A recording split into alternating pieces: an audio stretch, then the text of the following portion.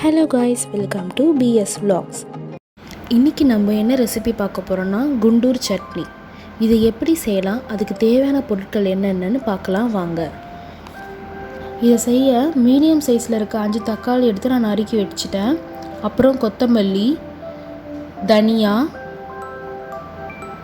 சீரகம், கடலைப்பருப்பு, புதினா, புளி, பச்சை மிளகாய், பூண்டு, இஞ்சி. இப்போ இதை எப்படி செய்யலான்றதை பார்க்கலாம் வாங்க. அதுக்கு முதல்ல ஒரு கடாயில் எண்ணெய் ஊற்றிட்டு 1.5 ஸ்பூன் தனியா, 1/2 ஸ்பூன் ஜீரகம், 1 ஸ்பூன் கடலைப்பருப்பு, இது மூணுத்தையும் போட்டு மீடியம் ஃப்ளேமில் வச்சு நல்லா பொன்னிறமாக வதக்கணும்.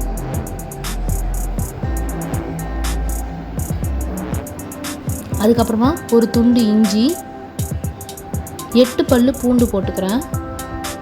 இதையும் போட்டு நல்லா வதக்கணும்.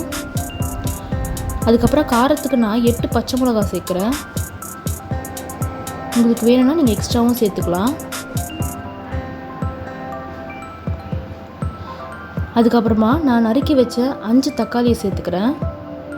தக்காளி சீக்கிரமாக வதங்கணுன்னா அதுக்கான டிப்ஸ், கொஞ்சம் உப்பு சேர்த்திங்கன்னா சீக்கிரமாகவே வதங்கிடும். தக்காளி நல்லா வதங்கணும். ஸோ நான் கொஞ்ச நேரம் மூடி வைக்கிறேன். அதுலேயே நான் இப்போது கொஞ்சமாக புளி சேர்த்துக்கிறேன். அதையும் சேர்த்து நல்லா வதக்கிக்கணும்.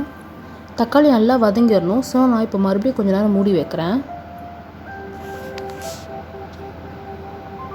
இப்போ பார்த்தீங்கன்னா தக்காளி எல்லாமே நல்லா வதங்கிடுச்சு. இந்த ஸ்டேஜில் நம்ம 1 கை அளவு புதினா, 1 கை அளவு கொத்தமல்லி எடுத்து போட்டுக்கலாம். இதையும் சேர்த்து நல்லா வதக்கணும்.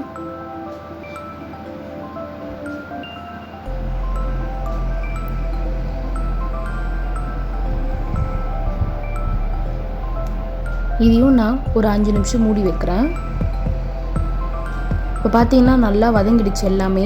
இப்போ இந்த ஸ்டேஜில் நம்ம ஸ்டவ் ஆஃப் பண்ணிவிட்டு இதை ஆற வச்சிடலாம். இப்போ இது நல்லா ஆறிடுச்சு. இதை நம்ம அரைச்சி எடுத்துடலாம். இப்போ பார்த்தீங்கன்னா சட்னி நம்ம அரைச்சிட்டோம். இதை நம்ம ஒரு இதில் பவுலில் ட்ரான்ஸ்ஃபர் பண்ணிக்கலாம். இப்போ தாளிக்கிறதுக்கு ஒரு கடாயில் எண்ணெய் ஊற்றிட்டு 1 ஸ்பூன் கடுகு, 1 ஸ்பூன் சீரகம், 1 ஸ்பூன் உளுந்து,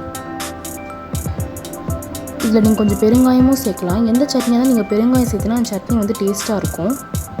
அப்புறம் கொஞ்சமாக கருவேப்பிலை, இது எல்லாத்தையும் போட்டு நல்லா தாளிச்சு எடுத்துடணும். கடுகு எல்லாமே பொரிஞ்சு வந்த பிறகு நம்ம இதை சட்னியில் போட்டுடலாம். பார்த்திங்கன்னா நம்மளுக்கு குண்டூர் சட்னி ரெடி ஆகிடுச்சு. இதை நம்ம தோசை கூட வச்சிடலாம். இது தோசை கூடையில் மட்டும் இல்லாமல் இட்லி, பொங்கல் கூடயும் நம்ம சேர்த்து சாப்பிடலாம். உங்கள் வீட்டில் இதை செஞ்சு பார்த்துட்டு எப்படி இருக்குன்னு சொல்லுங்கள்.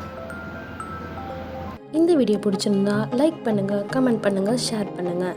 இந்த மாதிரி நிறைய வீடியோஸை பார்க்க எங்கள் சேனலை சப்ஸ்கிரைப் பண்ணி பக்கத்தில் இருக்க பெல் ஐக்கானையும் ப்ரெஸ் பண்ணிக்கோங்க. தேங்க்ஸ் ஃபார் வாட்சிங்.